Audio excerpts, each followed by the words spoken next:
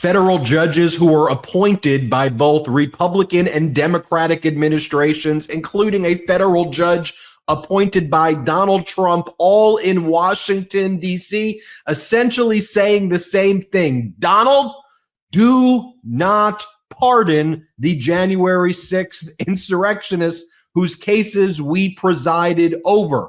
It will be very dangerous. These are dangerous, convicted felons who tried to kill police officers, who tried to overthrow democracy, who were involved in other criminal enterprises as well, even before the January 6th insurrection. These are people who led these essentially terroristic organizations to try to undermine and overthrow democracy and prop up fascism. And you have Judge Beryl Howell, an Obama appointee, federal judge Royce Lamberth, a Reagan appointee, Judge Carl Nichols, a Trump appointee, Amit Mehta, Obama appointee. Pretty much every federal judge in D.C. And why D.C.? That's where these January 6th cases were tried for the better part of like 3 years.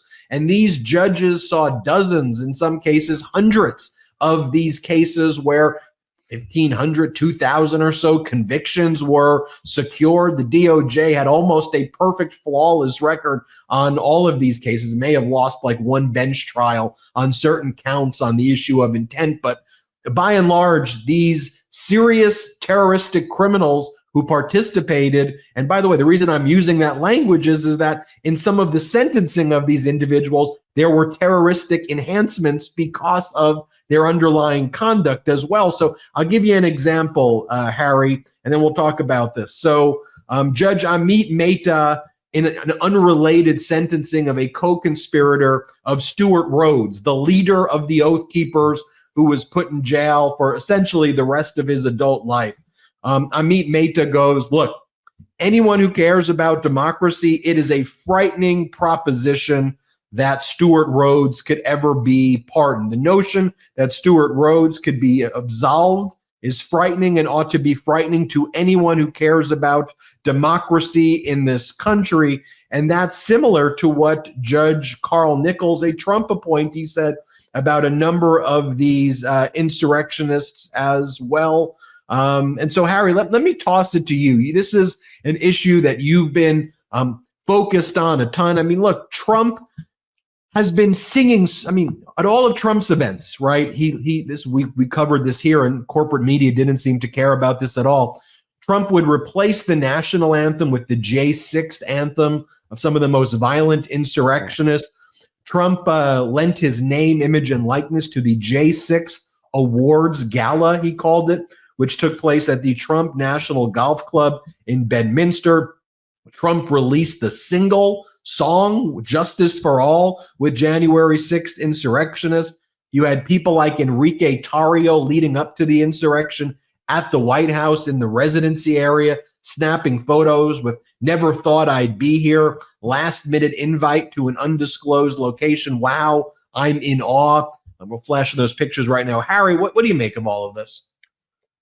This is vile. It's gonna the moment when he the cases are still being brought, and as you said, this is the biggest operation in the history of the Department of Justice. Over 1,500 folks. So you're talking about people on the bench who have all experienced it, and what they're saying.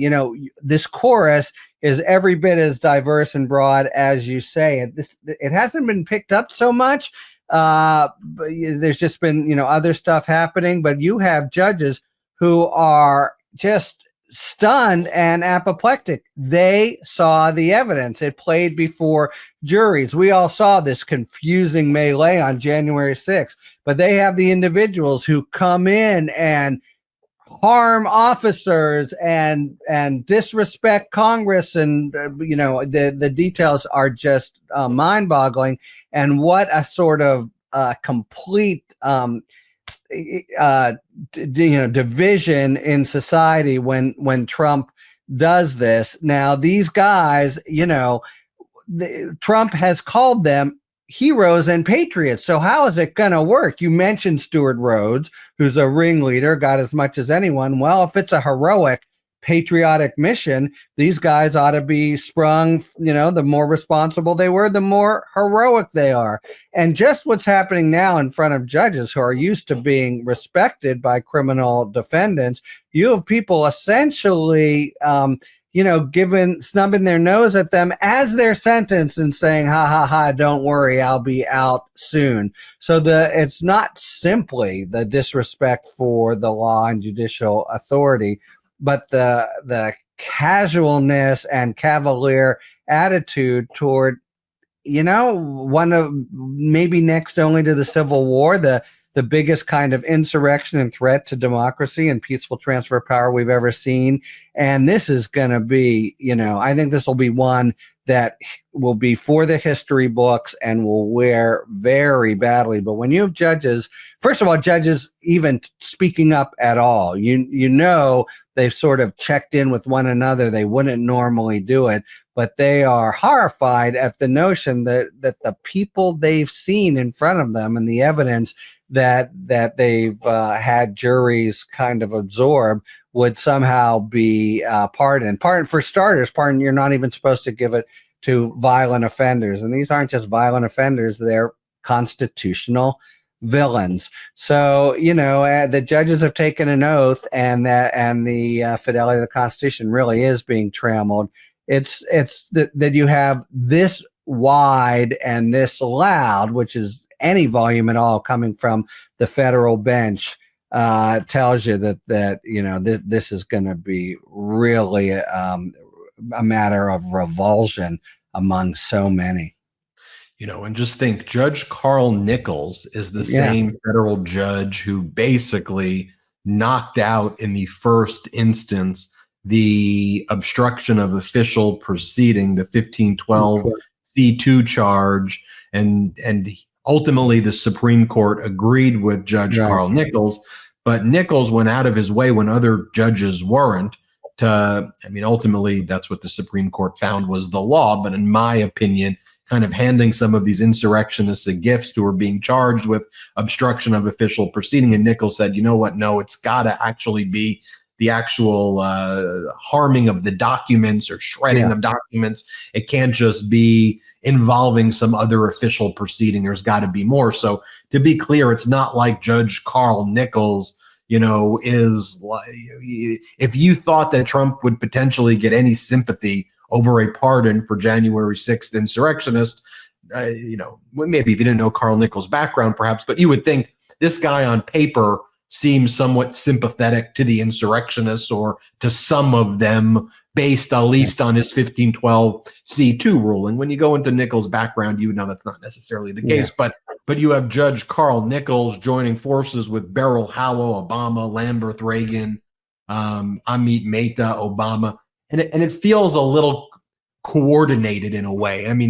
I think it is. Judges talk, Harry, right? Yeah, they go to a judge cafeteria, they have coffee with each other, they go to functions with each other. Yeah. So I'm sure there's collegiality where they're saying, hey, this is going to be really effed up if this happens, huh?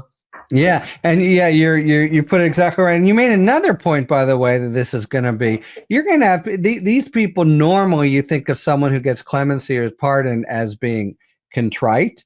It's not. You don't have to be, but that's how you think of people and have their life of crime behind them. You're going to have people who are redoubled now in their resolve and enthusiasm for being basically terrorist goons, right? You're going to have people who are going to be arrested on gun charges and are going to be, but they're also going to have other kinds of arrests and crimes. And each of those is going to be like a total reliving of the injury. You say, I don't see who could possibly support it. And some of the things that Trump has done really make us scratch our heads. There are going to be the biggest core of his supporters who are, chopped at this whole thing. But you got to imagine, as an example of a point you've made and others, that people who voted for Trump didn't necessarily vote for what he wants to do. man, when this goes down, I think he's kind of painted himself into a corner, and it is going to go down. It's going to be, I think, deeply, deeply offensive to a lot of people, including those who voted for him.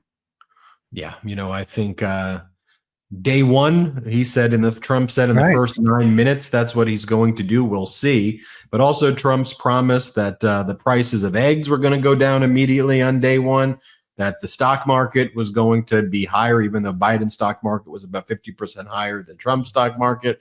Trump promised he was going to end the Ukraine war, Russia's unlawful invasion, on day one as well. And so these were all the promises that he made. People bought into him. And now I think we'll see what those ramifications are. But you and I will be here on the front lines reporting every step of the way. I get my legal news from this guy right here, Harry Litman, at the Talking Feds YouTube channel, the Talking Feds Substack, the Talking Feds podcast, Meidas Mighty. Make sure you subscribe to all of those. Just search Talking Feds YouTube's Talking Feds on Substack, and Talking Feds wherever you get your podcast. Thanks, Harry. Thanks, Ben. Talk to you soon. Real quick, Meta just changed their algorithm to suppress political content. Please follow our Instagram at MeidasTouch right now as we head towards 400,000 followers so you don't miss a beat.